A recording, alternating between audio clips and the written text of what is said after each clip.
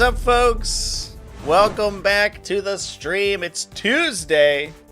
We're getting tactical. This is for Tyrannus or GSC. We're going to talk about GSC today. I think it's probably worth a little bit of a discussion. I was sort of peeking through some statistics the other day. And one thing that jumped out right at me is Genestealer cults approaching that vaunted 60% win rate right now, at least according to StatCheck. Now, what I'd like to do today is kind of analyze why that's happening, some of the factors that have contributed, and some of the lists that are doing particularly well for this faction. And yeah, that's what I think we'll start off with. We can talk about some lists and stuff if we have time towards the end as well. But I've gone through, we've identified a couple of Genestealer cult lists. And I think we're gonna talk about some of the major archetypes that are doing well right now, and why they are seeing so much success. Obviously, some of it's that their units are really cheap because they were doing pretty well, and then also got a huge number of points cuts. But that's what we're gonna be doing today. But what's up, everybody? How's it going? Thanks to everyone for coming and hopping in. Sorry, I was a couple minutes late there. I was eating a burrito. It's very embarrassing, but I'll tell you on the stream anyway. I was eating a burrito. The burrito exploded. I had to clean it up. That was 5 minutes of my life I'll never get back. But that's my story. So anyway, folks, I think we should just freaking dive into it. And talk about some Genestealers. How does it sound? Now, I don't know why my screen is so moved to the side. Let's do that. That way, my face isn't in the way of all the datums. All the data. All right, folks. Yeah, so some interesting statistics popped out at me the other day. We talked a couple weeks ago about underperforming factions. Talked about Space Marines, talked about Justice Mechanicus. I'm kind of confused about where Black Templars sit, because it seems like they have some pretty solid results, but it seems like maybe a lot of people are trying to stick with the Horde mode. I don't really know what's going on over there. But today I want to talk about the factions at the top, at least Genestealer cults. Genestealer cults, way higher win percentage than anything else in the game. Leagues of Votan's the only second place, which is honestly really interesting, and that's probably worth its own discussion as well at some point in the future, because it's kind of out of nowhere, and interestingly, Leagues of Votan, at least it seems to me, have kind of flown under the radar. What we have is a significantly lower play rate on these two factions than we do on for most of the other ones. I guess Chaos Demons is kind of low, but they're lower than basically anything else until you get down to Chaos Knights. So I think there's a little bit of a sample size issue there, right? Like, Necrons have literally twice as many active players as either of these factions. So I think that a couple good players that are championing the faction doing really well can be pushing that win rate up, and I do think that that's certainly a consideration that we have to keep in mind. The thing to watch is whether this trend continues. It's less about whether Genestealer cults have too big of a win rate right now, and more about whether or not they're able to consistently keep that win rate as more players adopt the faction. Leagues of Votan's the same way. The interesting thing about Leagues of Votan, and actually if we pop open our friends over at DGI over here, Leagues of Votan have, like, no event wins. They had that 1 week a couple weeks ago where I think they won 2 or 3 events, but otherwise, they just seem to be kind of maybe a mid-table menace, right, where they can submarine into really good spots. Yeah, I actually wasn't really prepared to talk about that, but I was actually shocked by it. I don't know why it's taking so long to load.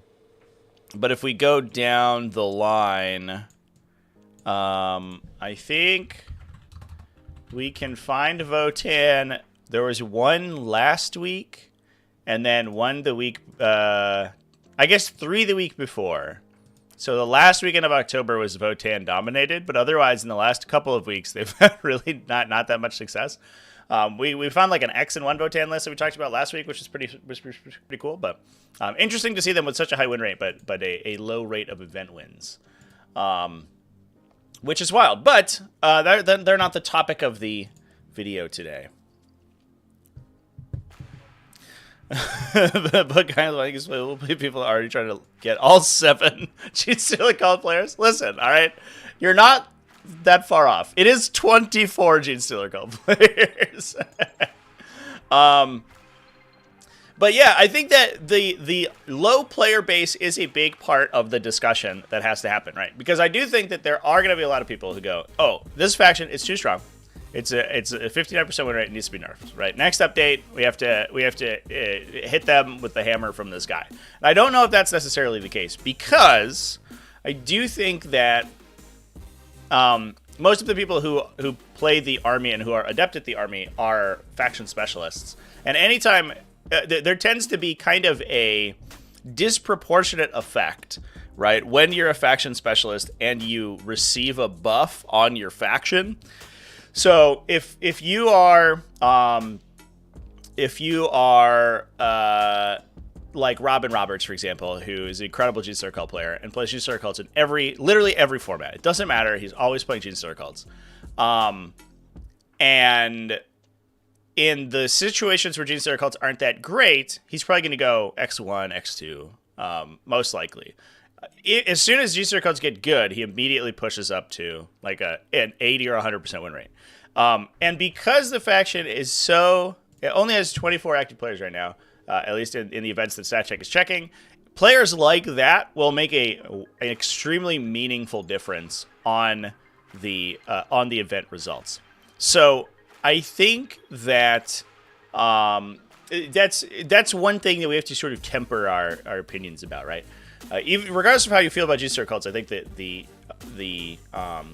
truth of the matter is that for the most part, I think it's players carrying this faction rather than the faction itself. But obviously, if we see a spike in player counts, but that win rate remains consistent, then obviously there's something to be concerned about. Now, I think it's also important to talk about what is becoming effective, and comparing that with what is being played as well. The interesting thing about this faction, are we looking at the Meta Monday Guys website? I don't know what that is. So I guess we could take a look, but I'm not familiar.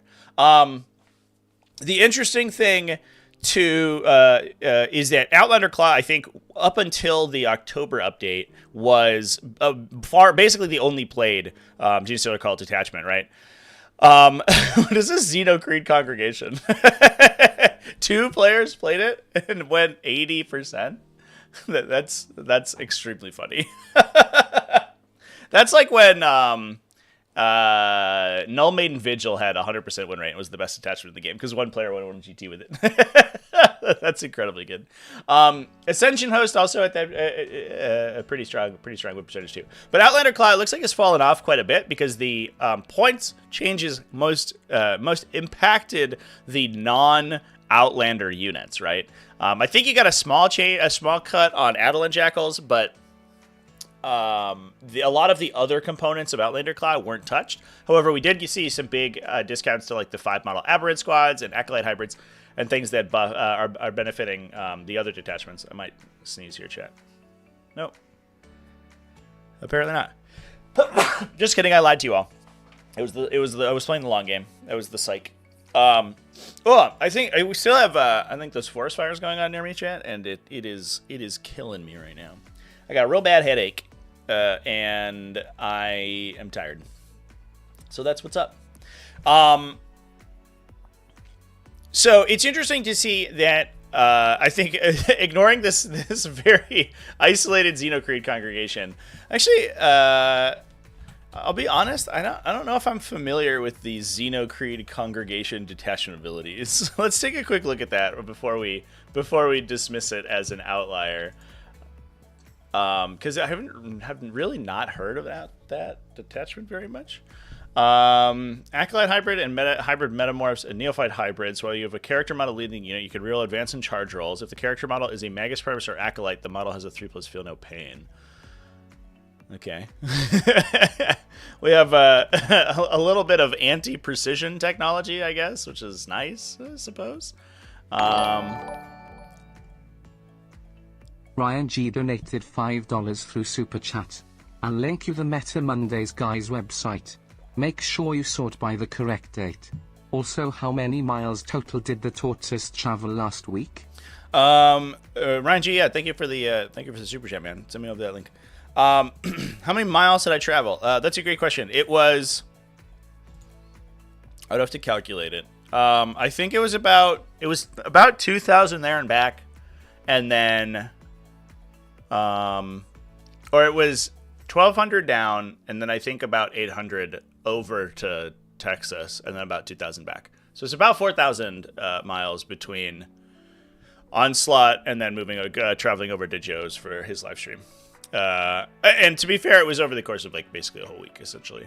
It wasn't all in one go. Although I did rip the Band-Aid off on the way back, and I started on Thursday afternoon, and I got back. I basically drove about 18 hours or so on Friday, and then finished it up Saturday morning because it was a long drive home. But yeah, so let's talk about what this detachment does, chat, because I have no idea. If in your opponent's string phase or 5 phase they destroy a character, you can reroll hit rolls of 1, or full hit rolls if you lost a important character, I guess. Frenzied Devotion. A hybrid metamorph of Neophyte hybrid, you can get +1 attack and weapon skill. And they have hazardous. Okay. Timeless Fervor, you can advance and charge and reroll charges. I guess that works if you like, theoretically you already have reroll charges, right? So that's kind of weirdly anti-synergistic. I guess that works on the second wave units that you're gonna maybe pop back up and then get advance and charge on them for. You can get assault, you can get deep strike stuff out of Cult Ambush, and you get a reactive move. Not Metamorph, so they already have one. Yeah, it's fascinating. This is such a weird attachment. It seems kind of mediocre, but apparently 2 people are making it work. So there you go. I don't know what's up with that. That's fine.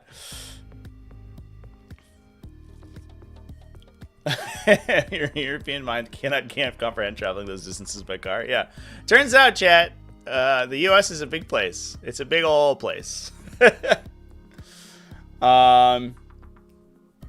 Why don't I live more in the middle of the U.S.? So I didn't start traveling to events until October of last year. So like this is very new. I've like driven long distances before. That's not new, but traveling for a stream coverage is still extremely new. So the question is like, why haven't you uprooted your life for that? It's like, well, because I just started doing it. I'm just a baby.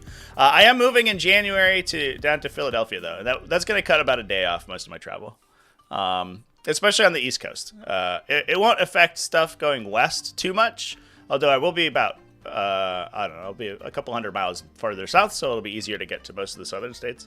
But it'll cut about like basically a full day off going anywhere on the southeastern part of the U.S. Anyway, folks, the points change is really super duper buffed up. Ascension Host and Biosanctic Brood Surge. Brood Surge, it's interesting. It looks like Host of Ascension is becoming more effective. That definitely the amount of damage that detachment allows for definitely seems pretty difficult to stop. I know we watched it over the course of the weekend at Onslaught GT, and it was really strong, right? Like once you see all of the combinations assemble for Host of Ascension, it goes sort of insane. It doesn't require you to melee stuff quite as much as the Biosanctic Brood Surge does. But the Biosanctic Brood Surge, I think, is better at taking table space because you have faster, more resilient units. So I think it's a bit of a trade-off, and it seems like it's a toss-up between these two. More players played Outlander Claw, and one thing that we can see a little bit here, Outlander Claw. I don't know if this is showing up on the stream and all channels. So we can zoom in a little bit. Hopefully, it's not too small. One thing that we could see with Outlander Claw is it's sitting at a much lower win rate, 53%, but it also has a higher play rate than any of the other detachments. And so that sort of potentially speaks to the fact that the faction is probably okay, but it is being buoyed up by the lower play rate and mostly being picked up by faction specialists, because the detachments that are seeing a higher rate of play are coming back to that 50% win rate, and we'll see if that continues to occur with the other detachments too. So I think we should talk about exactly what's getting played in these lists. I think that's also an important discussion to have. I think I'm gonna fix my viewer here so it's a little bit easier to see. Obviously, last week, yesterday we talked about it, the Raccoon Rumble, big event, a big major level event over in Germany, which I was told, actually, somebody posted a comment that was streamed by Breaking Heads, and I actually didn't even notice that they were live last weekend, and I think that it's probably worth. It's definitely worth giving him a shout out. Well, let me go find their stream.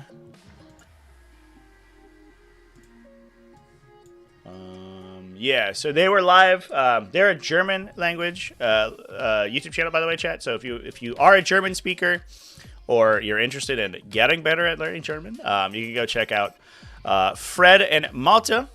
We're live streaming that over Raccoon Rumble, so apologies to them that I just totally missed that they were live. There was also, I found out, there was a live stream for, it was at, I think, called Tabletop D6. D6 Tabletop, excuse me. There was a live stream for the Feast of Blades that we talked about yesterday as well. They were over on Twitch. So there were a bunch of live streams, and I literally found these guys as I was poking around my Twitch like Warhammer recommendations, and I was just like, oh, shit. So these guys were all live as well. There were 6 tournaments live streamed last weekend, chat. This game, the amount of coverage on this game is incredible. Super duper cool. So go check those 2 out. I'm gonna put them in the I'll probably post a comment in the video yesterday because I missed them. But shout out to these 2 YouTube channels for streaming as well. So Raccoon Rumble was covered, and we did have some pretty solid results from Genestealers Cult players as well. I wouldn't recommend it to learn German. Is that a shot taken at Breaking Heads? Are you saying they have bad German? Live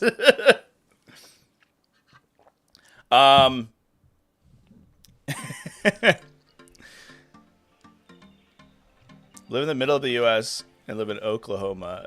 Nobody wants that level of pain and suffering. Yeah, I would, honestly, I stayed a little bit at Tennessee, and I kind of liked it.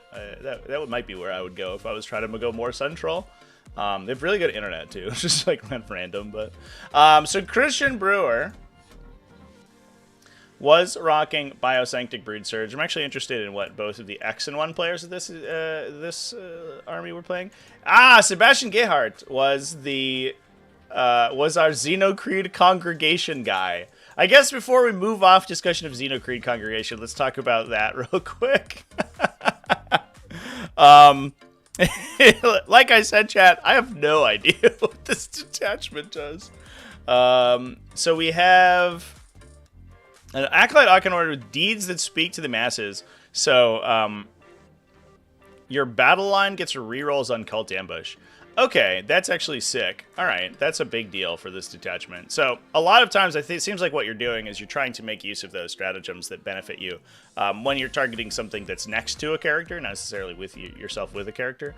And then you can take a lot of these, units of 10 Acolyte hybrids, and you have a pretty good chance of regenerating them and then pushing them onto objectives. So we're basically playing like a huge primary objective control that theoretically has a large number of additional units alive at the end of the game, just thanks to those cult ambush rerolls. That's actually a huge deal.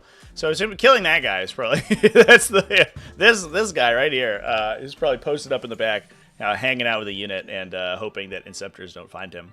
Although it's probably pretty difficult to get in with the number of models that this army can bring to go kill that guy. If you are able to kill him, that would be huge, but obviously it's very difficult. So we're running enormous numbers of battle line infantry, so we get those rerolls. It's a neophyte hybrid unit. 1, 2, 3, 4, 4 times 10 acolyte hybrids with heavy mining tools. So they have the anti-vehicle melee attack. You can also give them the +1 to hit and a +1 attack, right?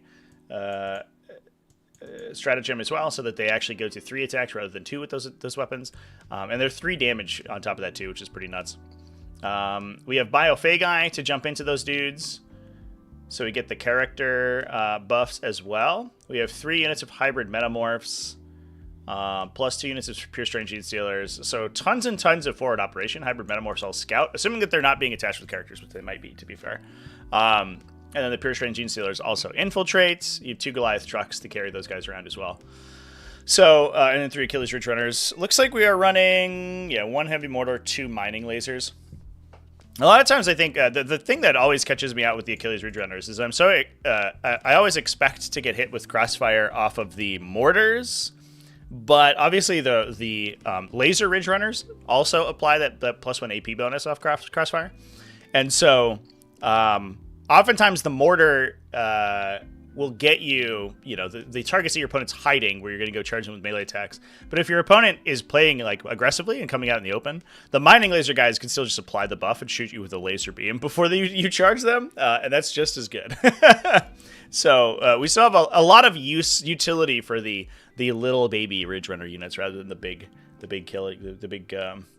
murdery ones. Aramis Corpus, do hulls from vehicles block line of sight? Generally speaking, no. There are a handful of vehicles in the game that do, but not like through anything mechanical. They just physically are solid. And so drawing line of sight past models is always using true line of sight. There's no like obscuring characteristic for models, for example. So if your model can trace a line from its model to another model, and that line does not pass through any part of the intervening model, then you're good. And oftentimes what that means is that there are gaps like underneath between tracks. Actually, I have my Rhino. I can show you.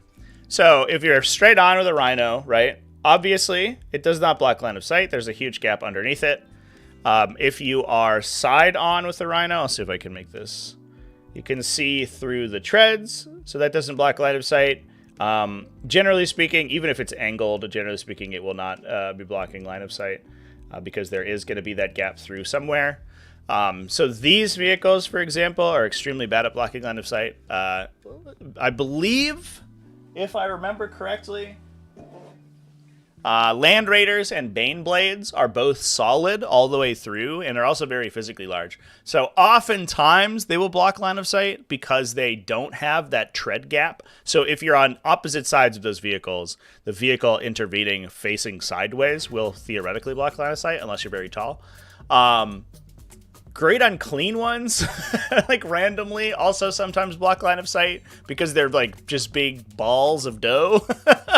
That are basically like flush with their base. Otherwise, there's almost always a gap through the model somewhere. Scorpius Dune Riders is a line of sight blocker. That sounds right. Yeah, that's actually probably a good call out. Ryan, you'd know better than me anyway. I'm not a Chad Scorpius Dune Rider enjoyer.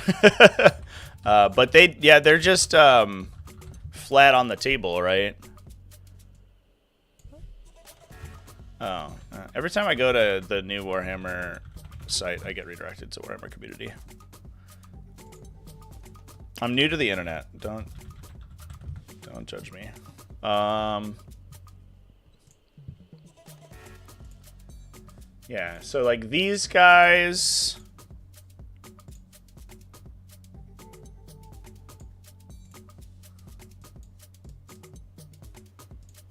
I assume are flush down here. They don't have any weird stuff. I guess the weird thing with them is that like a lot of the bulk in the bottom is this like little grav rail or whatever that is. And so like this thing isn't gonna block your line of sight, and this is curved down here. Oh, perfect. They give you a little thing. Are these gaps? Do they go flush to the table, or can you see through those? These little notches. I guess it would be difficult either way. It'd be difficult to prove line of sight through there. So it's probably a solid blocker.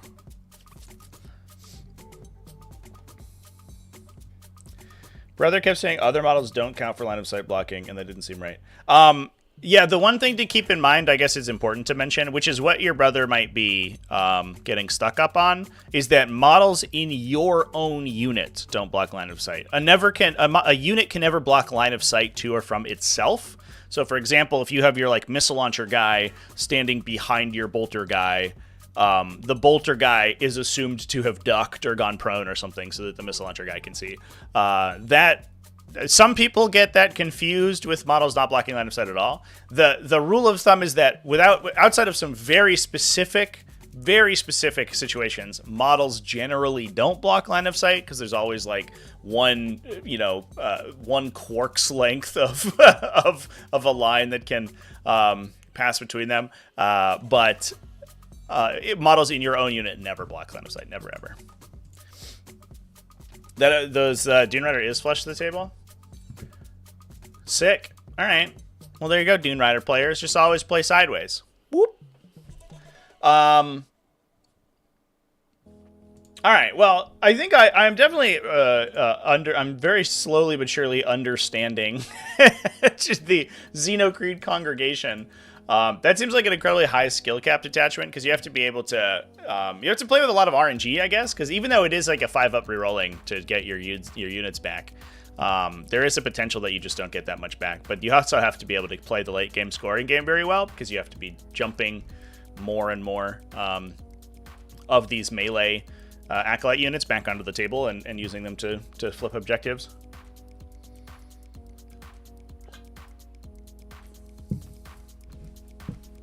We doubt you go down to table height and take a look. Yeah, that one always gets weird because like your head is a very physical object, and so it's tough to get like a clean line of sight with it. That's also it's I don't know. I don't like true line of sight, but that's not new. I don't know if we have to talk about that. I wish vehicles had bases, and you said that this base is the line of sight blocker, and that was it. That'd be cool, but we're not doing that today, I guess. So the more common detachment right now is Biosanctic Breed Surge. So this is much more melee oriented. We're rocking all the Abominants and the Biophagi. I think we've talked about this quite a bit, but it gives you a bonus on charges and attacks on Aberrant, Pure Strange Genestealer, and Biophagus units. And that has a bunch of ways to buff those units as well. So we have one Biophagus who is probably jumping into this hybrid Metamorph squad to give them the charge bonus. Weird thing about that is that they do have Scout and they lose it once you attach the Biophagus in. So they end up actually being kind of slower than normal. 3 Abominants to go and hang out with the Aberrant units, and 1 Patriarch with the Biomorph adaptation for the damage bonus. 1, 2, 3, 4 units of Acolyte Hybrids, 3 units of Aberrants for the Abominants to jump into, 20 Pure Strange Genestealers. Usually this is between like 10 and 20, I guess. I think we've even seen 25 in some lists. Just to have a sort of bully that can sit up in the middle of the table. You can score secondaries early with them. They can also force back other infiltrators, or straight up just kill them. Plus 5 Achilles Ridge Runners for some shooting, and 1 Goliath truck, which I think carries the Metamorphs around. So this is what I think I would say is probably the quintessential Genestealer Occult list right now. It is incredibly melee focused, and it can be difficult to deal with the Genestealers in the early game before they're able to jump in and engage with you. So being able to infiltrate and force them back and prevent easy charges out of Deep Strike are kind of the important things to remember. The other awkward part is, and I think this is true for all Genestealer cults, and probably a big contributor to how powerful the faction is dealing with these Achilles Ridge Runners. Because the Ridge Runners are very fast, right? They have a scout move by themselves, and they are incredibly long range. So they can usually scout move and juke themselves into positions to get shots off of angles that you might not have been expecting on turn 1. And we've actually seen that happen quite a bit if you're not playing cagey enough with your own heavy hitters. The Achilles Ridge Runners are fast enough they don't really need to commit if they don't have anything to shoot at. If they do, they can go in and sort of go hard into one thing. Usually get buffed with the Survey Augur guy, so they're gonna be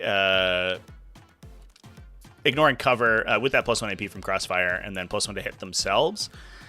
And the 300 points of Achilles Ridge Runners will probably trade pretty evenly with a lot of your long-range guns, and that's what you might be sort of relying on to kind of close things out as you are using them to strip away the Genestealer cult melee units.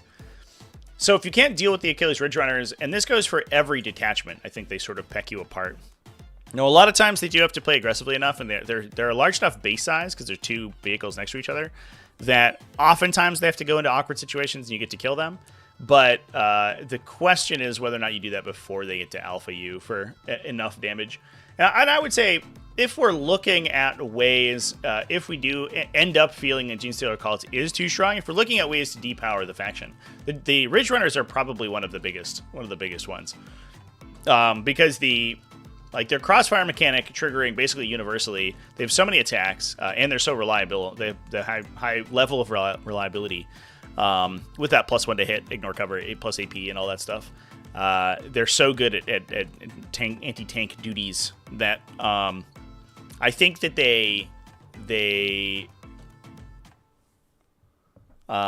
cover the weaknesses of the rest of the faction in a way that very little else in Genestealer Cult does. And kind of provides them with a more well-rounded game plan. Now, obviously, I think that's good for the health of the faction, but obviously, it does make them much more powerful.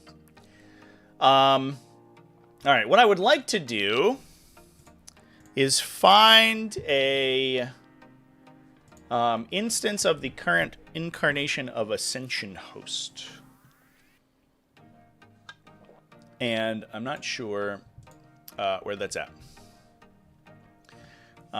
It's kind of an interesting question because I think a lot of the high placers are running Brood Surge more recently, and I don't know if Ascension Host has seen quite as effective results. Let's take a quick peek here. Okay, going back to all the way back to October. So this Safeties Off October GT last week of October was won by Robin Roberts, one of the titular sort of Genestealer cult specialists, was rocking Host of Ascension. So we can take a quick peek at how that looks. Now, obviously, the Host of Ascension game plan is much different than the other factions because you are much more focused on ranged attacks and theoretically repeating your deep strikes. So you get the bonuses of reserving back on the table. I don't remember what they renamed the enhancements to. Pull that up for myself real quick. We do have a Benefactus in the army, which is really cool. Already coming out strong.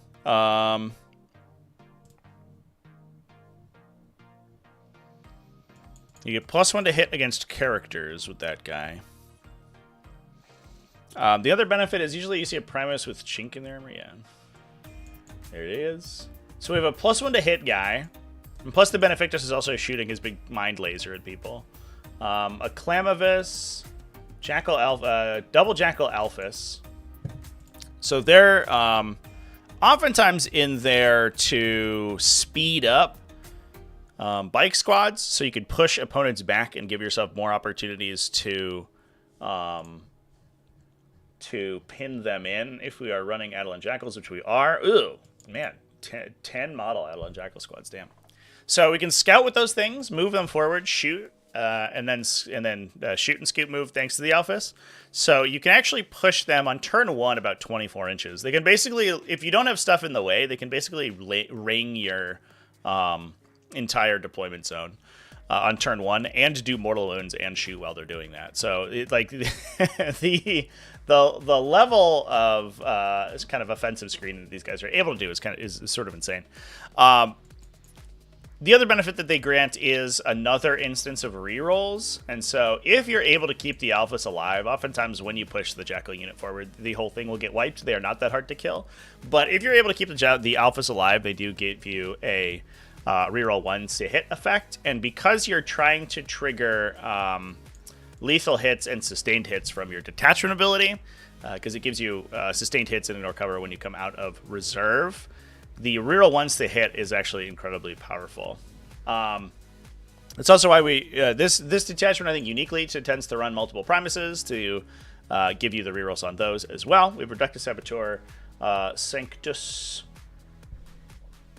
and a Kellermorph. Let's see. We also got one auto pistol unit, just a heavy mining tool unit. Neophyte hybrids, more neophyte hybrids, more neophyte hybrids. So these are 20 mans. So we are using the rerolls off of the Primus plus all of the detachment abilities to wombo combo them together to do some insane damage. And then we have Achilles Ridge Runner sitting in the back and shooting people, plus the Eidolon Jackals that we just talked about, plus Pure Strength Genestealers. So a lot of forward operation, a lot of midboard control, and that gives us opportunity to jump these neophyte hybrids down on people, kind of beta strike them, theoretically, to a point where they're more manageable. You'll lose the neophyte hybrids, but it's unlikely that you lose enough of them that you lose control of your objectives. You give yourself a big bonus on primaries, and then you start recycling with Cult Ambush and doing it again. And I believe... I think I'm going to fact check myself on this. I believe that they had just ruled that sometimes they do go back up. That's true. Oftentimes they die, but sometimes they do go back into reserve. I believe that they ruled that when you call to ambush, you can, in fact, use your deep strike synergies. Is that right, chat? It is unfortunately very difficult to keep track of exactly what Cult Ambush does right now, because it gives you like a non deep strike reserve effect, which apes deep strike. Yeah, can you target with a tunnel crawlers? So when you Cult Ambush without using a Cult Ambush marker, so that is in your reinforcement step. I believe that, and the World Championships of Warhammer FAQ also kind of aped this. They basically have declared that the end of reinforcement step, Cult Ambush, is a deep strike. It never at any point says it's a deep strike. It just says that you set them up on the battlefield. But it allows you to use all of your reserve synergies when you do it, based on FAQs. So I think the intention is that they just are able to deep strike in your reinforcement step only. You can't rapid ingress them, for example. If you want to rapid ingress them, you would just use the normal Cult Ambush ability where they set up next to a marker, essentially. But it is kind of confusing. I don't know, but that does let you jump them back in on objectives to take them back. Depends on what circuit you ask. Yeah, and I like the rule because I do think that it provides Genestealer cults with a lot more playability. The fact that they had so many placement restrictions on their cult ambushes was just made the effect so silly and annoying. But now it, at least it works. It's more functional. But the way that they implemented it was very, very, what's the word? It left a lot of up in the air, I guess. So here's the question of the day, chat. I'm interested to hear if anyone in chat has a particular opinion on this. But I think the open question is whether or not we feel that this Genestealer cult representations is too strong, too strong of an inclusion in the metagame, or whether it's something that we think will be tempered as things go on. I think personally, I don't think the sky is falling when it comes to Genestealer cults, because I do think it's a faction with a lot of potential counterplay. It is important to... Omni-Scrambler effects are important, and effective screens are very important if you are playing against Genestealer cults. And I think one thing that we have been noticing as the format has been developing is that anti-horde inclusions are super important. So things, we've been watching these Black Templars lists running triple Gladiator Reaper, for example, and just having the opportunity to vaporize like a big brick of infantry all at once. So even if they can come back out of reserve, you can kill them again, I think helps a ton. So being able to deal with that level of model count is important. And also, I think that there are going to be some army archetypes that have just sort of naturally are able to naturally kind of counter this faction. GSC only that strong at being piloted by Innis. Indeed. Only people doing well are really specifically faction experts, not convinced they are broken. People will learn to play against them. Yeah, I think we're generally on the same page for sure. GW went to fix GSC before people had unlocked the faction. It was bad timing. Yeah, it was weird because I think that it was and it's interesting because I think it kind of goes to show you that in a lot of cases, a lot of ways, the the sort of like metagame, quote unquote, right, is basically made up. It's kind of it's a construct in the collective zeitgeist of the community. But the faction being perceived as being bad was probably not the case, right? But it was simply it was so complicated that players hadn't put the legwork in to figure out how to succeed with it. And like you said, I think that it did require it required you to outperform your opponent to such a degree that it was kind of unattainable by most of the community. But it was weird though that right as they were on the cusp of becoming very good, because the best builds had been unlocked, they then got a huge number of buffs. I think the worry is that the combination of those two effects would make the faction way too strong. I do think that there are some units that probably did not deserve to get buffed. I think things like Acolyte Hybrids getting a points cost decrease is kind of insane. Those units, those models are amazing.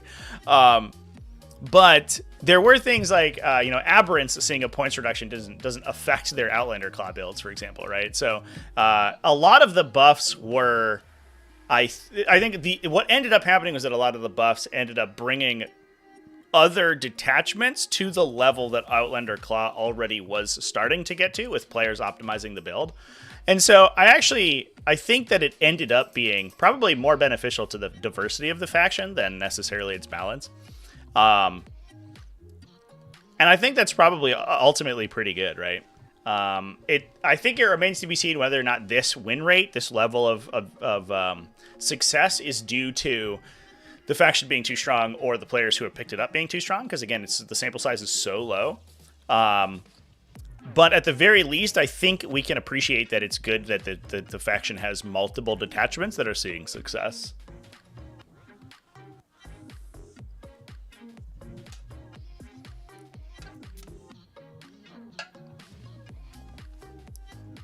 Right now, they're too strong in the hands of a very skilled player, too weak in the hands of a beginner.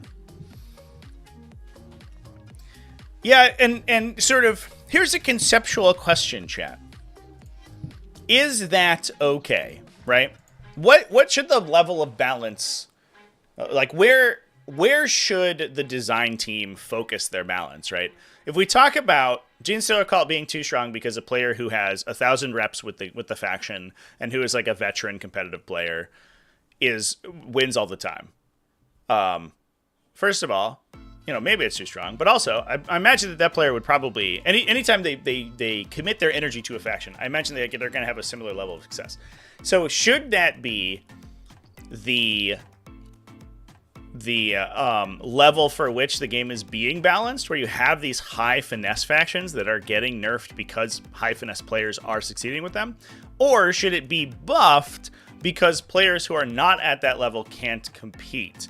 And that's such a fine line to tread, right? Which side of the knife you fall on is, regardless of which side of that argument you fall in on, getting it to a point where that's gonna be the result is gonna be a satisfying solution for everyone. It's gonna be incredibly hard, extremely difficult. And I think that was probably part of. I imagine a similar discussion happened right when we got this October update, and when we saw these buffs to this faction that was already starting to do pretty well. I think the question that the balance team probably asked themselves is like, well, they're doing really well, but who's doing well with them? And the answer is the people who are only ever play Genestealer Call and only ever play at a super highly competitive rate. Like Innes Wilson can pick up 90% of the armies in the game and probably come out with a positive win rate, right? Not even just like factions. He can play a random assemblage of models and probably end up at 3-2. So, should we be balancing for that level of play skill? I think was the question that was asked, and I think the answer that they came to was no. The problem is that the majority of the community are struggling with them, and those players need to be the ones that are buoyed up. That makes the faction, that gives the faction more representation. That obviously drives more model sales because more people are interested in it. It gives you more playable archetypes, and I think that's probably all what people were discussing for. Easy fixes ELO-based points cost.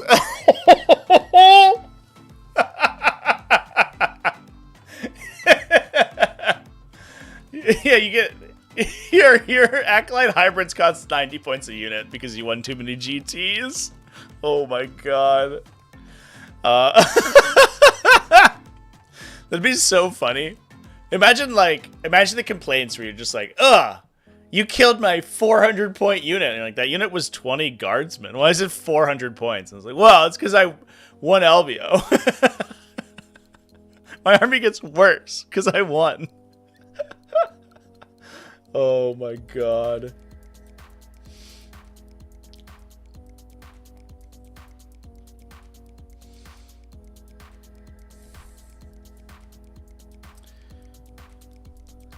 Hurts sometimes playing without an army rule. Other times you're playing with 3,000 points. Yeah, that's definitely a consideration too. The army rule being really swingy, I think, doesn't help.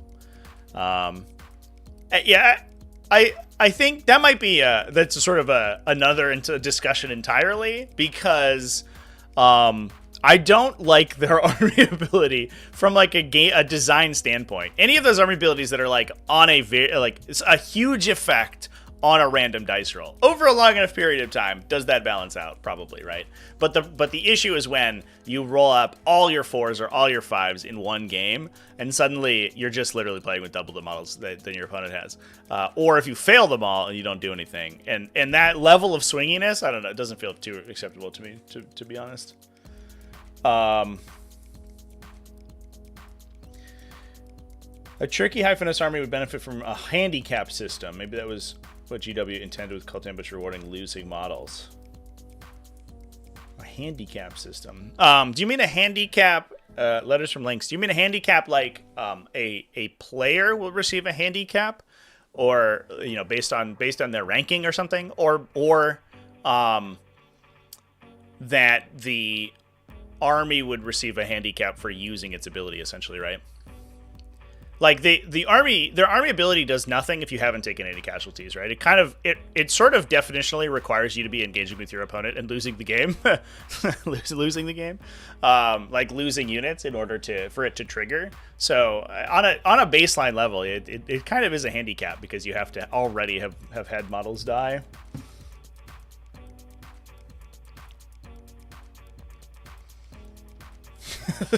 John Lennon, you have to win with a single tactical marine. Yeah. Get wrecked. Handicap like in golf, a bad player loses more units than a skilled one. Not convinced it works that way, but maybe that was the intent. Yeah, I think that could have been. I do think one thing that the detachment ability does is that it does sort of require you to play aggressively and require you to engage with your opponent. I will say it feels to me that Genestealer cults oftentimes, and maybe this isn't always the case, but they feel like an army where a lot of times like people are having fun because there's a lot of things happening. You know what I mean? Like again, playing against Genestealer cults, you definitely get to murder like 200 people over the course of that game. But obviously, it is important that they are sort of statted to be lost very easily like that.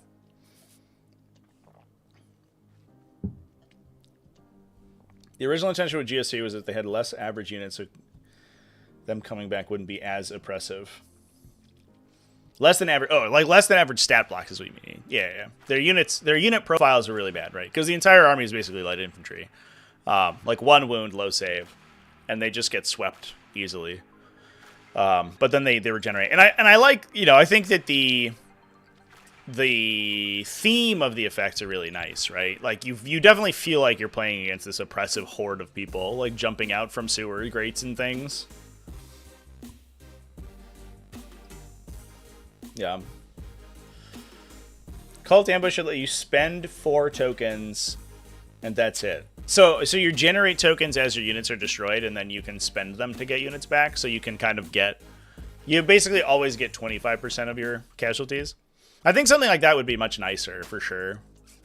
I also think that one thing that we discussed, I think earlier on stream, was if the effect was consistent, but it reduced your maximum unit size every time, right? It was like, choose and remove X number of models in the unit, then return the unit to your army. I think would be interesting too, right? So you had a 20 man, and it comes back as a 10 and then a 5. So it consistently comes back. They always come back, but they come back way less powerful than they did previously, and eventually they just peter out. Can we look at GSC on Meta Monday site? Yeah. So gonna pull up my messages.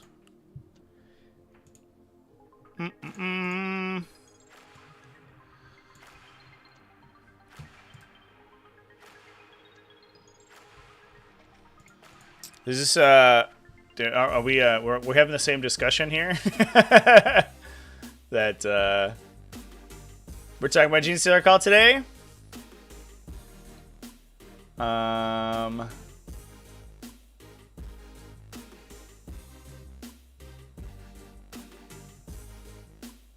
Okay, so yeah, he notes down all the detachment effects, the detachments. Yeah, that tracks.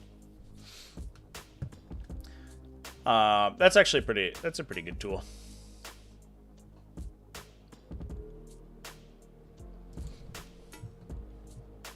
So who are our Xenocreed players? This note's just 1. Oh, there's a 5 and 1 at Raccoon. No, that's who we're talking about. Interesting. I wonder where the other Xenocreed result is. What if I search for Xenocreed?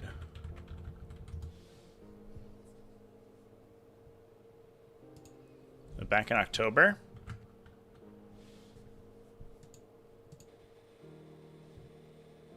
Yeah, there was a 5 and 1 at the Route 66. And that would do... Oh, excuse me. Of course, they're open. I bet that was Sebastian as well. I bet that was the same player. That would do it. That would put them at an 80% win rate. Or I guess better than 80%, right? They would be 10 and 2. Is that right? I guess that is. It would be better than 80%, right? Because it would be out of 12. It'd be a 85 or 87% win rate.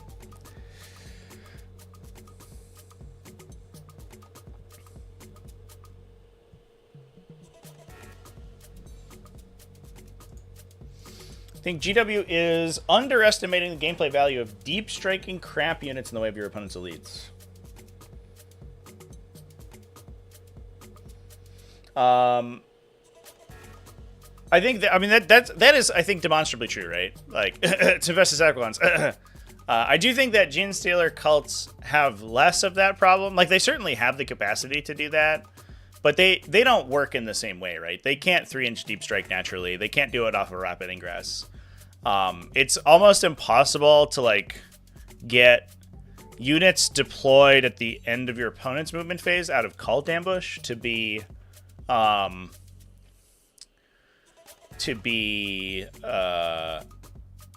to movement block like that, right? Because they always have to set up far away from enemies.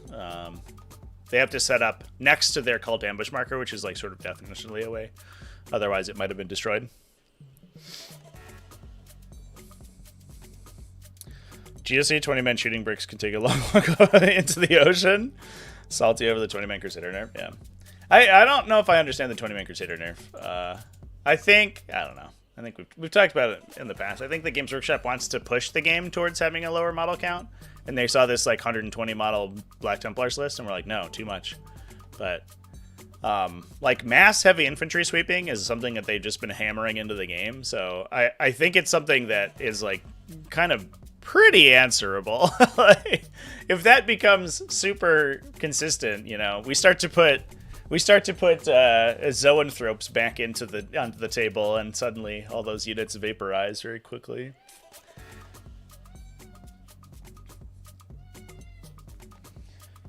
Inky agrees. 120 boys is totally okay. Well, they decided it wasn't, right? Because Green Tide got nuked from orbit. They have a consistent trend of hyper nerfing super high model count armies. Obviously, Genestealer cults is the exception, but I think Genestealer cults operates in a much different way because they don't tend to start with that many models, but they'll end with a lot.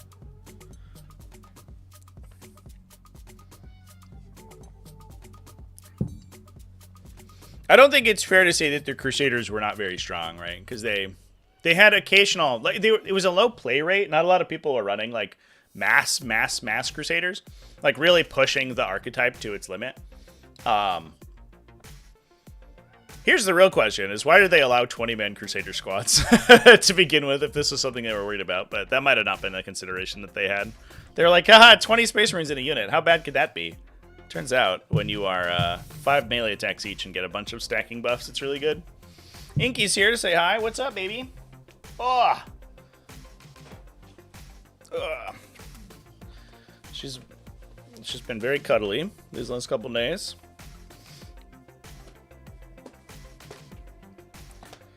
Sky Splinters win rate last weekend fell off a cliff. Yeah, we actually talked about that when the update went down, because all of the Sky Splinter staples got like massively increased in points, right? The double or triple Archons with the Court of the Archon, plus the Incubi bricks, those all went up pretty significantly. And Real Space Raid basically didn't get hit at all, so people just moved over to Homunculus Coven focused Real Space Raids. We saw that like happen instantly. Like Sky Splinter Assault had one of the highest win rates in the game as a single detachment, and it just disappeared. It disappeared overnight, and everyone jumped over to Real Space.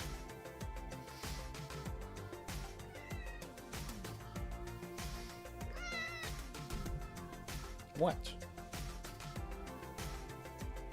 What can I do for you?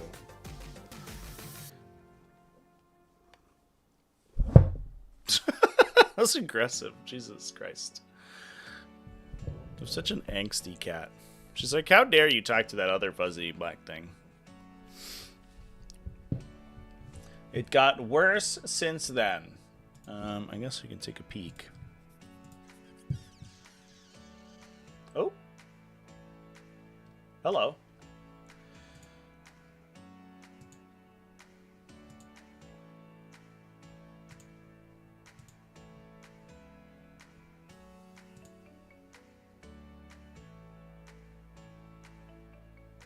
Ooh. Real Space Raid's 70%. That is another, like, literally just being dragged back to parity by Sky Splinter Assault players. That is another very low low player count sort of instance there as well. There's only 6 people running Real Space Raid, but they're seeing like disproportionate success. But that probably means that the 6 people are the best people in the faction. Drukhari desperately need their book. Yeah, the faction's in shambles right now for sure. I don't like they were too strong for sure. I think that Drukhari's the strength of Sky Splinter Assault. Oh, excuse me, I'm gonna cough. Oh man, I think that the strength of Sky Splinter Assault was a core rules issue less than an index issue, and this might be controversial, but I've like complained a lot about the dedicated transport rules, or at least just even the normal transport rules. And Sky Splinter Assault was just the best detachment at running transports, and I think that it was just compounding an already present issue. I think if you wanted to bring that faction back into parity, I think you have to make the transport rules more punishing. They're just too safe right now. And it's like almost impossible to stop Drukhari from especially with old points values, if they're running mass transports. It's basically impossible to stop them from just like doing whatever they wanted all the time. And unless you had a very particular set of abilities, like Thousand Suns could have an answer because they actually had a psychic phase, and that was about it. But yeah.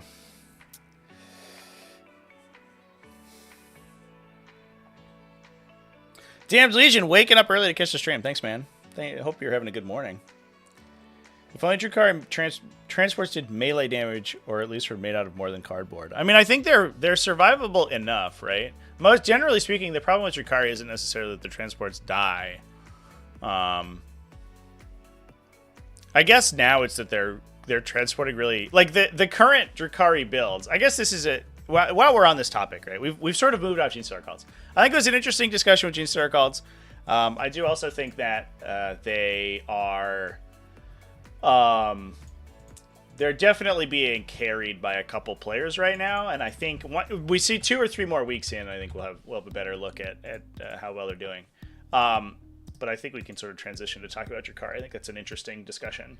All right. Well, speaking of Sky Splinter Assault, this is from Raccoon Rumble. The number 1 Drukhari player there, Gregor Berner, was running Sky Splinter Assault.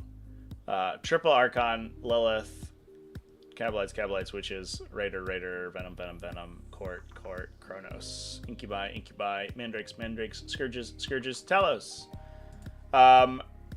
Gregor, congratulations on the win, but you are not what I was looking for. I wanted to see the Real Space Raid lists. Let's see if we can find some Drukhari chats. I guess maybe we use this website.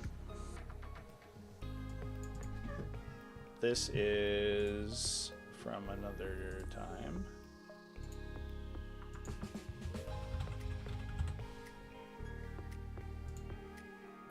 So 4-1 Real Space Raid at Flames of Autumn. Which I apparently don't have.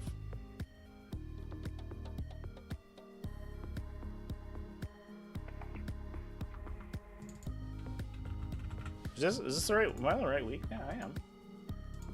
Maybe it's on the. It hasn't loaded. Oh, it hasn't loaded. That's the problem. I understand what's happening.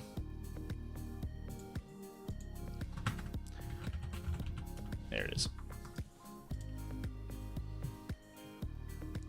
Nolan Haley. Old Nolan Haley. Running a Real Space Raid. So typically, yeah, these Real Space Raid detachments don't even use transports at all, right? Like that's the transports. The stuff that the transports were carrying has been pointed to oblivion. To the point that you don't even run the transports anymore. Like, the whole point of the faction was to be the transport faction. But the transports were so broken that they couldn't let them be good anymore. So you had to run... You basically transitioned the whole army to running this, like, big, degenerate, sort of beefy, like, thick city sort of list. 6 Talos, Scourges, Reavers, just a 3-mana Reavers, 1 Ravager, Mandrakes, double Hellions, 6 Grotesques, double Chronos, Core of the Archon, Venom, Witches, Cavalry Warriors, Arian, Lilith, Archon. So you get the triple pain tokens. But the issue was that the transports were so efficient at delivering units that for whatever reason, the only recourse was to upcharge the cost of the units they were delivering. You can't really upcharge the cost of the transports because dedicated transports by themselves aren't that good.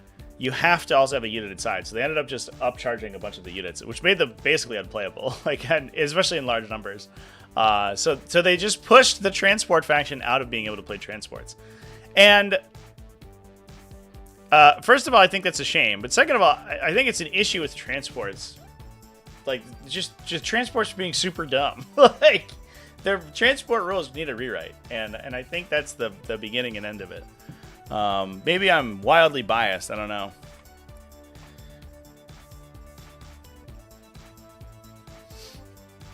Go check out Angry Joe's Warhammer stream for an example of transports overperforming. Yeah, that was very good. We actually had a discussion before that game, which was very funny. I was like, so typically, you're hoping to go first because you're playing orcs, you get the better WA.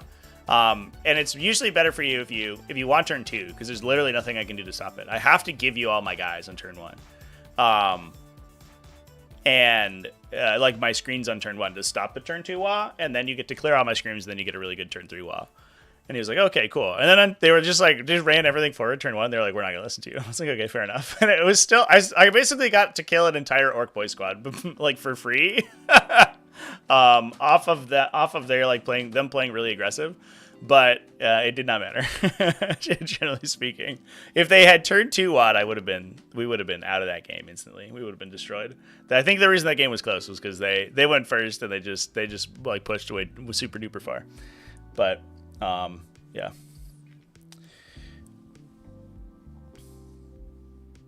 Infantry staying battle shocked in your turn would be interesting if the transport gets destroyed. I mean, hot take, chat. The infantry should just die. That's I don't know. I don't understand why I can point hundreds of points of shooting into transport and then killing it does literally nothing to the unit inside. And that's and then the unit inside just gets to live, right? It's just problematic.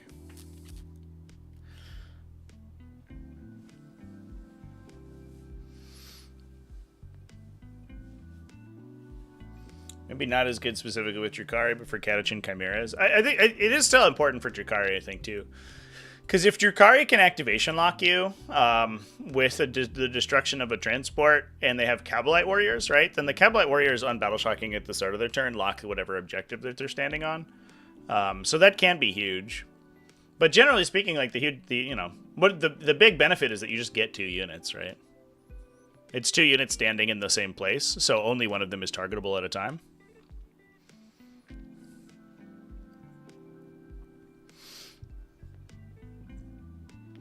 Do you think there's discussion to be had for Drukhari's success to be more to do with their MSU high OC unit spam than transports? No, I think the two are synergistic. Drukhari's MSU unit spam, MSU is generally pretty effective in 40k, right? Drukhari's units are not resilient at all, right? If they're standing on the table, 5 Kabalite Warriors will die to most stuff. They'll just die. The downside, the issue is that transports were able to overcome that weakness to such an extent that I think it overcompensated. You know what I mean? So Drukhari on the table are really squishy, but Drukhari and transports are literally invincible. So you're like, does that make sense? Whereas realistically, I think that you should take very heavy casualties and have your combat effectiveness curtailed if you're in a transport that is then destroyed. I don't necessarily think that you should die, but you should definitely take way more casualties than you do currently. And probably be forced to start taking battle shock checks. And because you don't do that, they had to upcharge your Drukhari units because they were so hard to deal with when they were sitting inside of Venom. So I guess like to answer the question, I think that the two were synergistic, right? I think that like Drukhari's unit spam is pretty good, but in and of itself not too strong. But I think once you add a bunch of cheap transports into it, it gets way too strong. What ones in like 1 to 4s? Yeah, potentially. Just do away with transports completely. Sure, I'm in. You know what? Sold. There are no more transports in 40k. Oh, sorry. The same time, Drukhari transports had anti-infantry guns. Yeah, but that's only if you let them, right? Like, there are some stuff that will just die to like random. Like raiders are very large and are fairly squishy, but like it's up to the Drukhari player to allow your opponent to shoot your units. And complaining that your units that are in line of sight in a game of 40k can die is like, okay, I mean, sure. Like that's true of everyone, Like I think that's totally fine. And it's not to mention the fact that like the transport doesn't have to have models in it after the game begins, right? If you're worried about a unit taking casualties when the transport in is destroyed, you can just disembark the unit and hide it. And then you still have the same 2 units, you know what I mean? The problem right now is that you can stand in a position where like you can just hide the unit in the transport once the transport's destroyed. The unit has no downside for having done that. There's literally no reason not to keep your units embarked at all times, basically.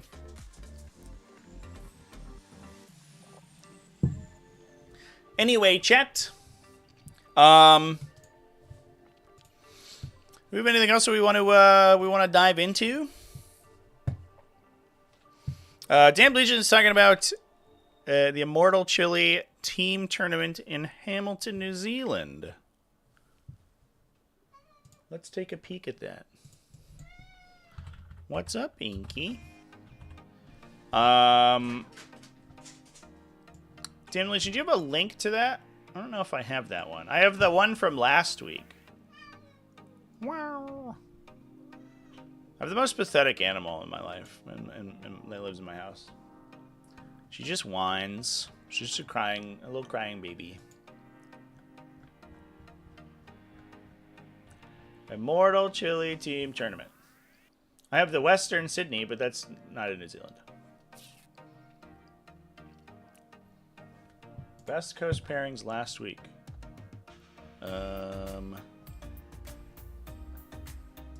I just have the one from November 1st. Oh, that is the one that you're talking about. This one?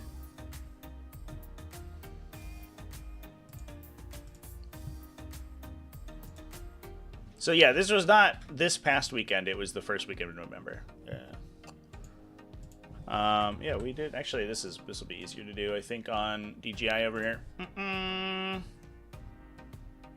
It was November 1st.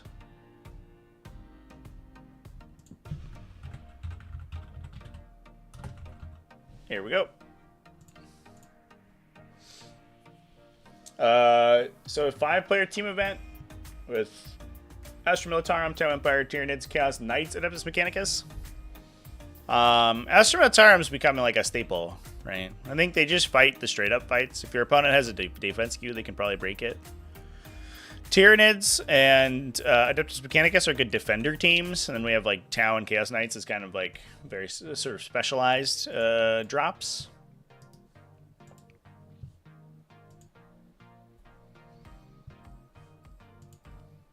I'm gonna zoom this a little bit so it's easier to see here, folks. Oh. I wonder if I should have like a unique output for each website that I go to, because they all format slightly differently.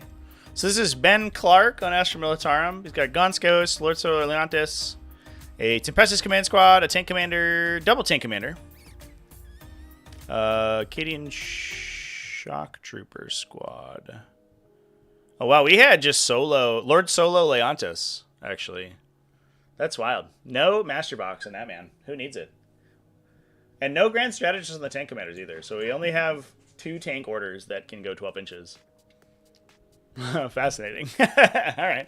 We got 2 Chimeras, Ogren squads for the Chimeras, a Rogaldorn battle tank, a double Rogaldorn battle tank, Scout Sentinels, double Tempestus Aquilons, and Tempestus Scions. Shocker. Shocker. Interesting stuff. 1 Scout Sentinel in there to give the Rogaldorns rerolls, which is important, so they can actually trigger their lethals.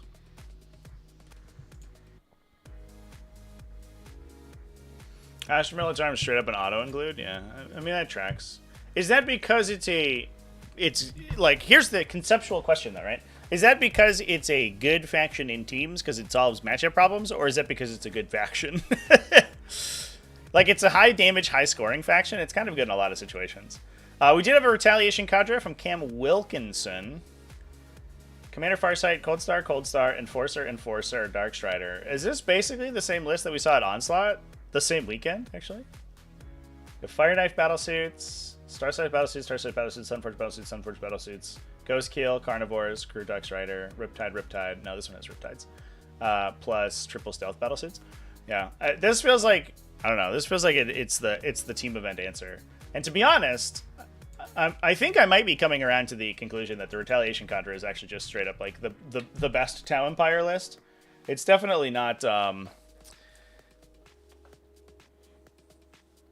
It might be specific to team events, but it seems like it has so many tools in such a wide variety of situations that, unlike other detachments, it doesn't run into like weird profile matchups where it struggles.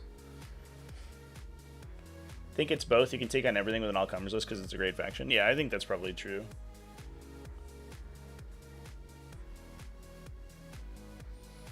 Yeah, we talked about the Green Tide and the Bully Boys yesterday, chat. We talked about all the orcs already. We dove into Green Tide, and I talked about Bully Boys on my Monday show. Or my the Best Armies video. Tyranids, Dan Hayden.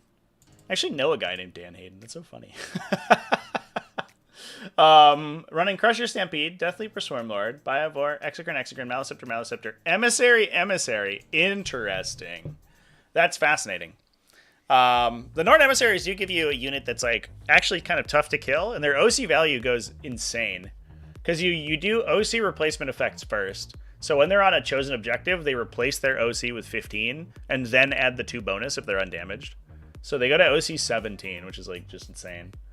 The weird part is that they don't need the +1 to wound is really nice. They don't really need the +1 to hit unless they're bracketed. But I guess it means that they ignore their own bracket, which is kind of solid. I get it. All right. And I guess the Nord Emissary with +1 to wound is actually like kind of an insane amount of damage. These things have 10 attacks. Plus double Pyrovore, double Tyran effects as well. That's so interesting. It's so rare you see the Nord Emissaries in this detachment, but it makes total sense. I wish those things were cheaper, though. 275 is too expensive. I'm gonna come out and say it. That's a 250 point unit in the guise of a 275 pointer. Like, why do they cost the same as a Land Raider Redeemer? Can we talk about that real quick? This is TacticalTortoise. This is the show where I always complain about Tyranids being bad.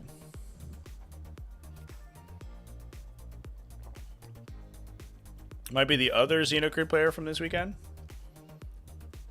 Went 3-3 in the Utah Open. That's interesting. It was only 2 Xenocreed results that were tabulated. Oh, I guess that would put them, including the other result, that would put them to 13-5. No, that's not. That doesn't track. Or not 15-5. That's a 66% win rate. Yeah, I'm actually not sure how that tabulates results then, to be honest, because we have 2 5-1s. So I don't know how that puts them two things together. 51%. Yeah, I know, chat. I know, they're mediocre. I know I just have a chip on my shoulder, and really I should be evangelizing for all factions to be at a 51% win rate. I just wish they didn't have to be at a 51% win rate by being so unspeakably boring. You took the most interesting and skill expression faction in the game, at least through until the 9th edition codex, and I think afterwards after it got nerfed enough times, end of 9th edition, the faction got interesting again, but. And then you threw them in the dumpster. I don't know. You made them a big like defense skew with no offensive power or movement characteristics. My real issue with Tyranids is that they totally rebranded the whole faction, from the Speed faction to the T11 like monster faction, which is so much less exciting. Oh god. I just love Tyranids, chat. Yeah. Somebody had come up to me actually at Onslaught, and they were like, "Oh man, I love your channel because I love how much you like Tyranids." So I was like, "You haven't been watching recently, I think." Tyranids are dead to me. This faction's been removed from the game. It no longer exists. We're only allowed to play Chaos Demons and Thousand Suns now because they pretend that they have Hive Tyrants, even though they're a pale imitation of Hive Tyrants for the last 3 years of 40k.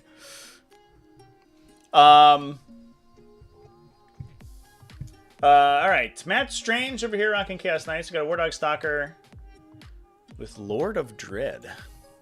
That's not Aura of Terror. If you're not Panoply of the Cursed Knight or Aura of Terror, I literally don't know what your enhancement is in Traitoris Lance. Aura or Lord of Dread. Start of the fight phase, you select one enemy within engagement range of the bear. It must take a battle shock test. That's 25 points? That's a 25-point enhancement. Dude, so this is what I was saying on the Chaos, like, when we were talking about improving Chaos Knights in the update, why the fuck are these so expensive? Like, Aura of Terror, very good, sure. Panoply of the Cursed Knight, very good. This one, Trader's Mark is like a fucking 10-pointer. And Lord of Dread is like 10 or 15. And these, honestly, this could be 10 or 15, and this could be 25. And I don't think that would be insane. These are so bad for their points value. That's like fucking crazy. He's just trying to use his army roll. He's like, please, you get -1 to the battle shock check. I swear. Oh, God. It's so expensive. Why? Why is it 25 points? That's an optional ability, right? You can select, okay. Imagine if that was like automatic and you just got rocked into Chaos Demons all the time or whatever. And you're just like, all right, start of the fight phase. I heal you for D3. This is fun. I love my army roll. We've got 1, 2, 3, 4, 5, 6 War Dog Brigands. 1, 2, 3, 4, 5, 6 War Dog Carnivores. Kind of normal stuff. Michael Taylor with Adeptus Mechanicus, Qatari Hunter Cohort. There it is. How many Taraxi? All right, chat. I'm taking bets. How many Taraxi? Yeah, why you dropped the Brigand by 5? Yeah, that was the correct call for sure. How many Taraxi do we have today? I'm going to say 20. 1, 2. I nailed it. It was 20. 2 units of Skystalkers, 10 Sterilizers. Is that enough? No. 25 is the minimum, is what we determined last week, right? You need at least either like 1 10 and 3 5s or like 2 10s and a 5 or something. 20 is probably fine though. Infiltrators, Rustalkers, Raiders, Bellistari, Disintegrators, and Dune Riders, yeah. Sort of standard. When were Chaos Knights the best? Best faction? Or were they the best, like, in recent memory? When were they the strongest, I guess? I don't think they've ever been the best faction, but they were really good for a hot minute in 9th edition. I mean, most of the 9th edition was kind of a roller coaster, because most of the stuff was good when it released. And Chaos Knights had, like, really incredible secondaries for a while. They could perform on your turn. It started on your, in your command phase, I think. So they could complete their actions like more often than anyone else could.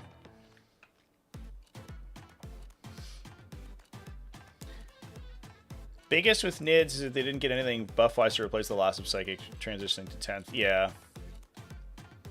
Yeah, that's actually probably more impactful than I think we give it credit for. Because one thing, like, Tyranids had hands down the best Psychic phase. I think there was an argument to be made for Thousand Suns or maybe Grey Knights. Eldar was good, but like didn't hold a candle. But Tyranids had, if they built for it, their Psychic phase could be so like ludicrously insane. And they basically just transitioned all of their offensive stats to like the 10th edition paradigm, and then removed all their Psychic effects and didn't replace them with anything. Like Hive Tyrants got their like Assault Aura to replace Onslaught, but you lost Advance and Charge permanently. Like yeah. But the real issue, and honestly, I'm finding it, and it might be because I typically played Psychic factions, but I am finding it in most of the armies that I play right now, is that the lack of mortal wounds in 10th edition is like becoming, I think, continually problematic. And I think it's probably going to require a paradigm shift at some point. I think that the defensive game is so strong that at some point we'll get to the point where they'll start reintroducing like mass mortal wounds just to counter it, like counter it, and I think it's going to degenerate really quickly. I think that the 9th edition having like so like big, huge sort of peaks and valleys of offensive and defensive power, I think was spiky to some people, but I think it ended up making the game into a relatively balanced format. It was kind of an if everything is broken, nothing is broken sort of situation. Thousand Suns still doing okay. Yeah, Thousand Suns are still they're still kicking. If we pop back over to our stat check over here, they're rocking a 54%er.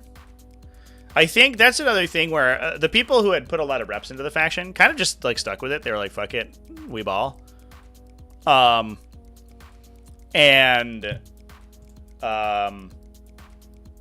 they're much lower player count than they were, right? It's like similar to Leagues of Votann essentially, with a pretty similar result, to be fair.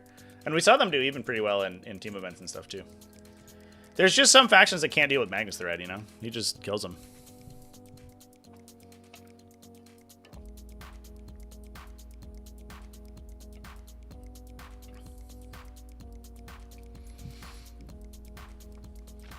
Yeah, I miss the Psyche phase too, champ.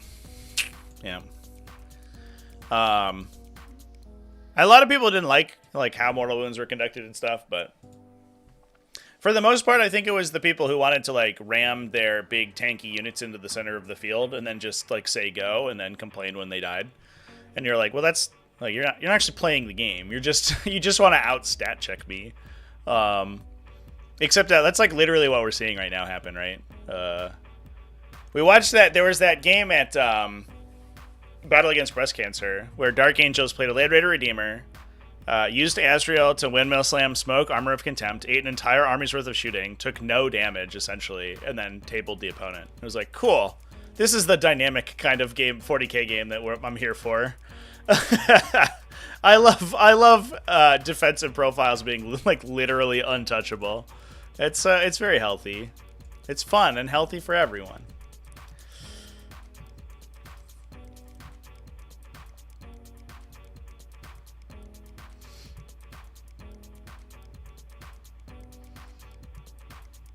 Is Obeiscance Phalanx doing well? Well, let's find some Obeiscance Phalanx, chat.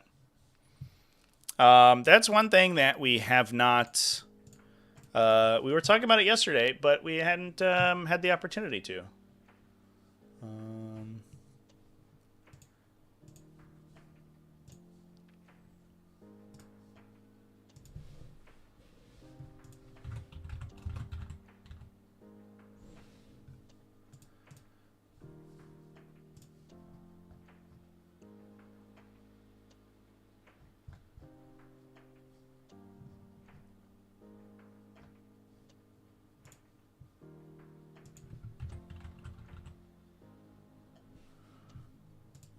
No, now I can't find any.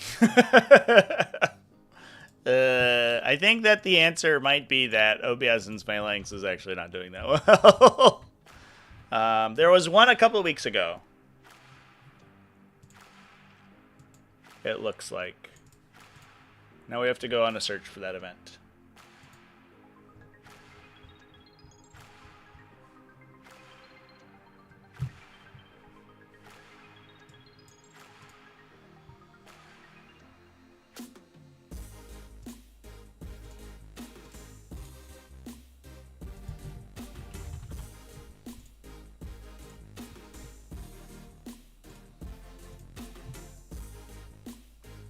Think it's this one? Hey, we found it. Vasily Golik, rockin' Obeiscance, Orakan the Diviner, an Eternal Conqueror Overlord. What does that do? Oof.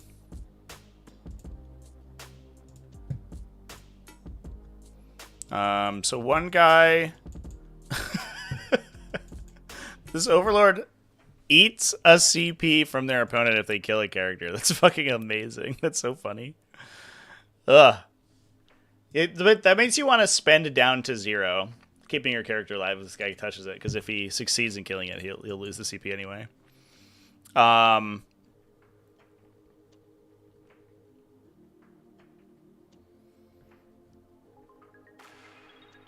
And then an Eternal Conqueror Overlord, which gives you reroll hit rolls targeting enemies on an objective.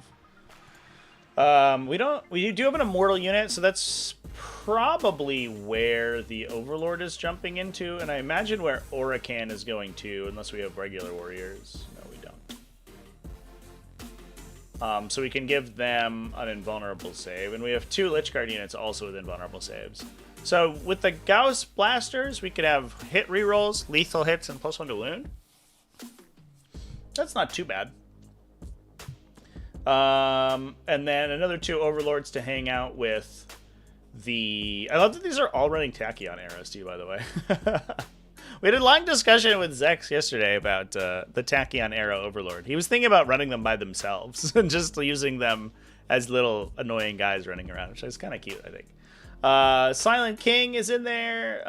1 Immortal unit, a Doomsday Arc, double Lich Guard, a Triarch Praetorian squad. These guys are actually kind of sweet, right? They get the benefits of the detachment because they're a Triarch unit, and they also deep strike innately, and they're relatively inexpensive for a high move model with a good gun and a good melee attack. Downside is they're a little squishy because they don't have any defensive like traits. So T5, I think, but no invulnerable save, if I remember correctly. But we see them occasionally do well, and I think it definitely makes sense in Obeiscance if you could like ingress them and then just choose something as your chosen unit and then hammer them with these guys. Plus a Triarch Stalker, 2 Triarch Stalkers because they roll, 3 Triarch Stalkers because they roll, and they also get the benefit of the detachment too. That's a little bit more normal of an Obeiscance Phalanx than I think we would than we've typically seen, because we've seen things like Tesseract Vaults for the -1 damage, and this one is basically a list that is actually building towards the benefits that the detachment gives you.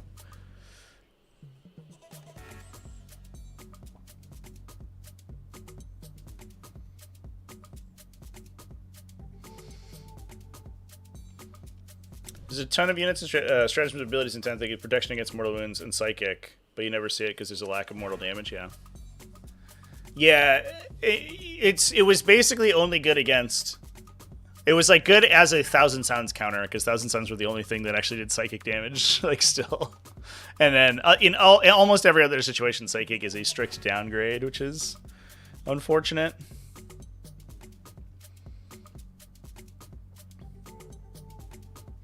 Or can get reroll hits and wounds with his once per game ability when you attach him to Immortals with the Eternal Conqueror. Oh, that's cute. You have to get them to melee, though. It's a little scary. But I guess if you're also, like, benefit... You also theoretically get the +1 to wound, right? Because they're in an Overlord unit. And then you're also swinging with the Overlord as well. He's got, like, 4 2-damage melee attacks. it's not too bad of a melee output. They'll knock out something mediocre. The downside is that like the combat characters are really low attack volume. So if you don't have all of the buffs active, they're kind of whatever. But getting reroll wounds on the devastating attack is pretty sweet.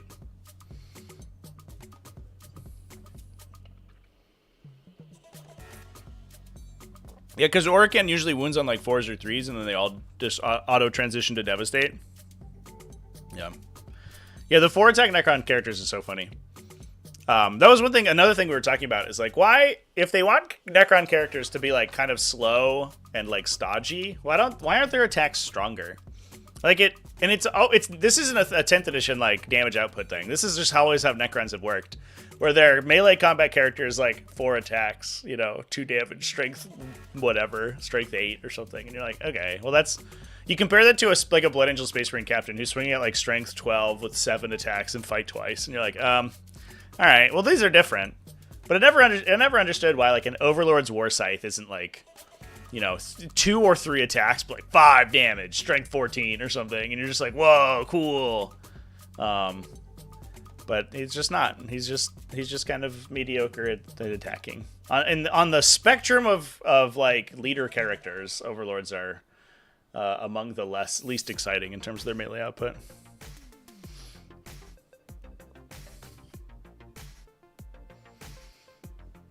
Yeah, he goes to strength 12. Orican does on his. I guess we could pull up his data sheet. He goes to strength 12, and then also every successful wound roll that he makes is automatically critical.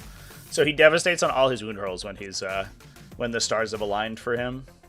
So if he's got full rerolls, the chances that he converts all 6 attacks is like pretty solid. That's definitely the place you would put him if you're trying to get work out of Orican. Where the fuck did he go?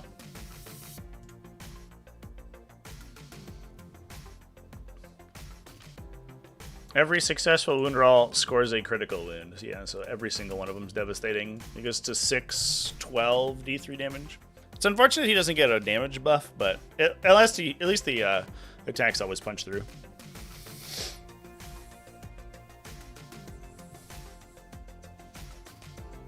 Four is all I can spare. 4 2 damage attacks. That's all I can spare. I guess also, if he's in Obeiscance, right, then he is theoretically getting +1 to wound. So he could be wounding on 2s with rerolls, which becomes like pretty consistent, right? 2s or 3s.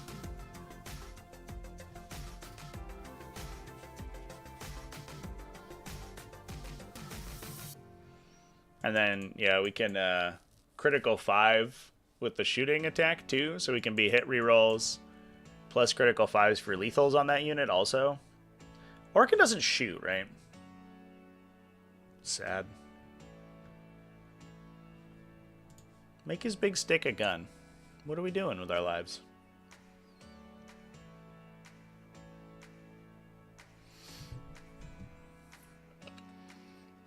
Just playing Phalanx for the memes? Yeah. It's definitely memetic for sure. There's a lot of fun memes in this detachment also. Definitely. Can confirm. Lich Guard with Scythe do some Omega damage, but slow as hell. Yeah. Also no invulnerable save, right? It's surprising to me that they never... Because it seems like Orican's #1, the place he wanted to be was in that Lich Guard unit. Because that's the unit that so sorely misses the invulnerable save, right? Because a lot of times you can kind of like get around it with Technomancers and other situations, but losing out on the invuln save on the Scythe unit was so unfortunate, and it's kind of wild that he just got a copy pasta of the regular leader ability, and he can't go into Lich Guard units. Because I feel like that was the #1 place you'd want him, and it sucks that he no longer has the capacity to jump into the unit that like most strongly benefits from his leadership, from his invuln save. Like the Immortals like it, right? But I don't know if you're that excited about it. But adding that to Lich Guard is like so big.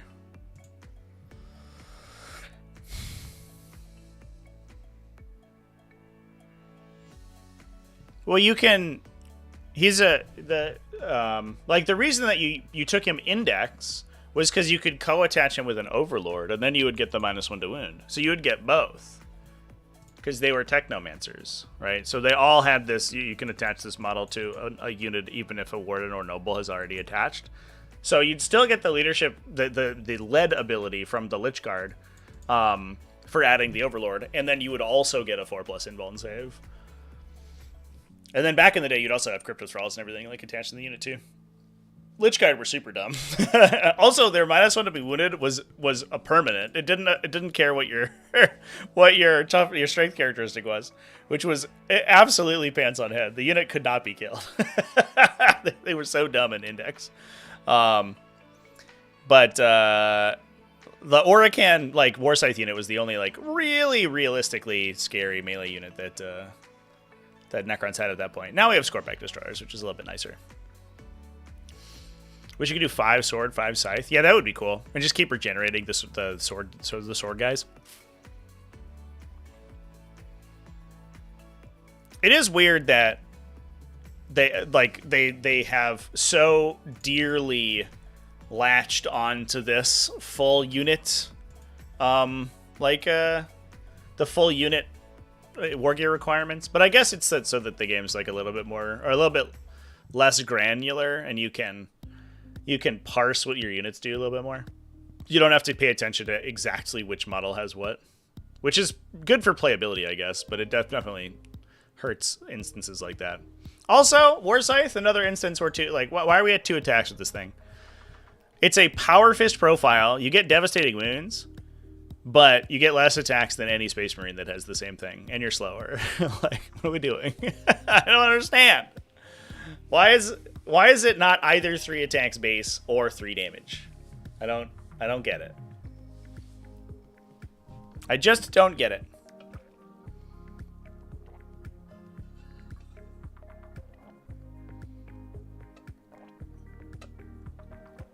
They were just right in Index. If you wanted them to be really broken, yeah. I think they flew under the radar because of how stupid Index Warhammer was, but yeah, I don't know.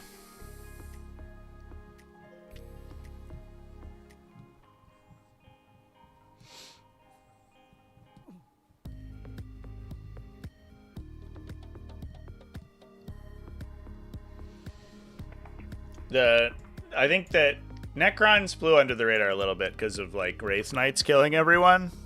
But yeah, the Catan Shard with the 4+ Feel No Pain. And then these guys with the 4+, they had a 4+ Feel No Pain into the Crypto Thralls. So you'd go through 4 wounds on a 4+, then those would reanimate. Then you would have to kill them again on a 4+. Then you would have to deal with 10 guys that were permanent -1 to be wounded with a 5+ Feel No Pain and a 4+ Invulnerable save. This unit was effectively unkillable. Outside of the super duper busted wombo combos, where you had you could dump the full Genestealer cult alpha strikes into them and they might die. Where you comboed everything together and you had a trillion neophytes and they all had the 50-point Primuses or whatever.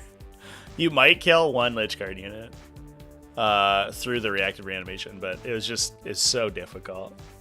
It basically wasn't worth the effort.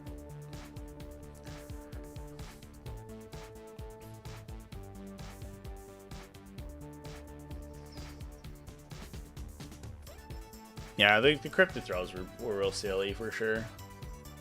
I like them now. Having a little guy for some extra wounds, but their save is much worse, makes a lot more sense.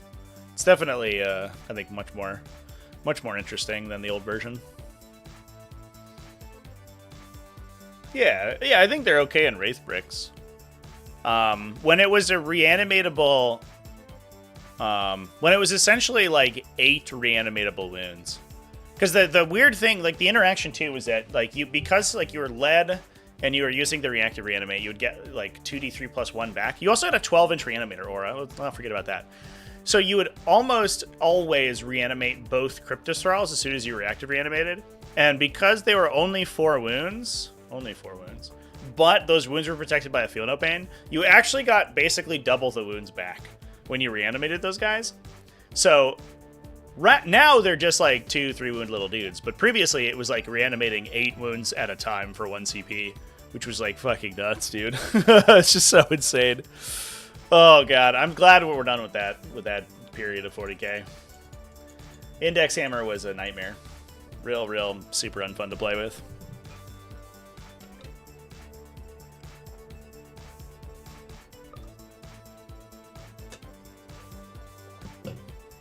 Oh, man. All right, chat. I think I'm fading a little bit, so we might close things out here. Interesting discussion, I think, especially on Genestealer Cult. A little bit of a talk about Drukhari, talk about some Obeiscance Phalanx, some good stuff. So, yeah. You remember me playing them? I never played Index Necrons. I played against them, and I rage quit a bunch of games because it was impossible. Dude, I was playing Tyranids at the time. Could you fucking imagine? I remember I dumped like 800 or 900 points of Tyranids into a Lich Guard unit and didn't kill them, and I was like, okay, this game's over. Fucking so dumb, dude. I played Codex Necrons when Hypercrypt came out because it looked cool, and I played a bunch of Catan Shards because it was awesome. But it turns out that list was really meta, so I was less excited about it. Oh man. Try playing against a Myriad Awakened Dynasty. This is Thousand Sons of Screaming to the Void. Yep. Yeah, that happened. Yeah. I even hit like I remember I played Kellen from the Discord server at one point, and he like ran Immortal units up, and I was like, Immortals, okay, those aren't Lich Guard. I'll be able to kill them. And then I would like Exocrine hit a unit, get rerolls on it, and then put the entire like double or triple blast. I think I also Pyrovored. So it was like full combo Zoanthrope unit for like 6d3 plus 12 shots at multi-damage and killed like a paltry handful of models, like an embarrassing number of models. And I was like, all right, we're fully wombo comboed out. Sustained hits, rerolls, ignore cover, 1 trillion shots with blast, multi-damage. Let's go. And then killed like 5 models or something. And I was like, okay, this is... What is this game even? Absolute travesty.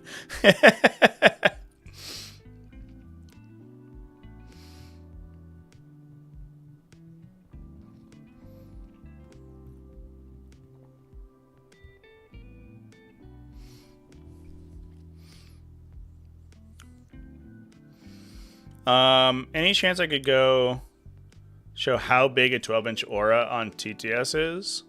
On the Reanimator? I mean, I guess so. I'd have to load up TTS. It was like a... Yeah, I mean, it's huge. Let's see if Steam wants to open, actually. It's kind of going slow.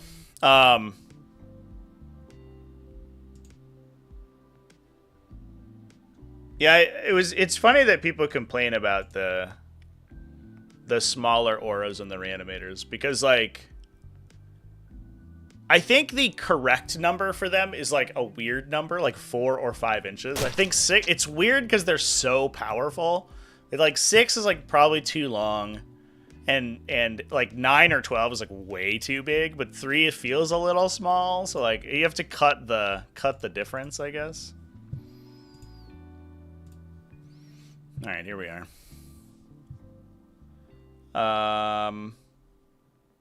Let's just go and get a... Oh, I guess there's no context, so we should load a map. Let's load a map.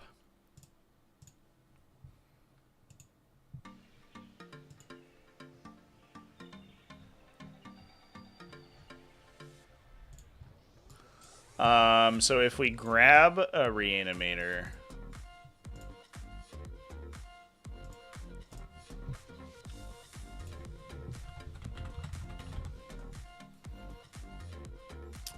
It was 12, right? I'm not like a crazy person. Yeah, 12 inches. Jesus Christ. Who wrote this? You fucking weirdo.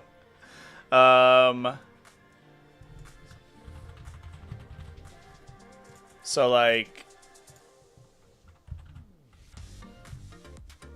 you would have, like, your Lich Guard unit, and they would be on the middle objective, right? And then the Reanimator could be here and still affect them. It's like, bro, what? They're like on your table edge. It's fucking insane, dude. It was also in the past it required you to like preemptively declare it and be visible, but then it just became an aura. So it was like, okay, cool. As long as this model never dies, and you could just be like, all right, we're gonna pill like this, and then reactively reanimate to bring this dude and this dude back. So we maintain coherency, and then these guys all reanimate in the front the next turn, and we just get a bunch of extra distance out of it too. It was like so dumb. What a time to be alive, chat. What a time to be alive.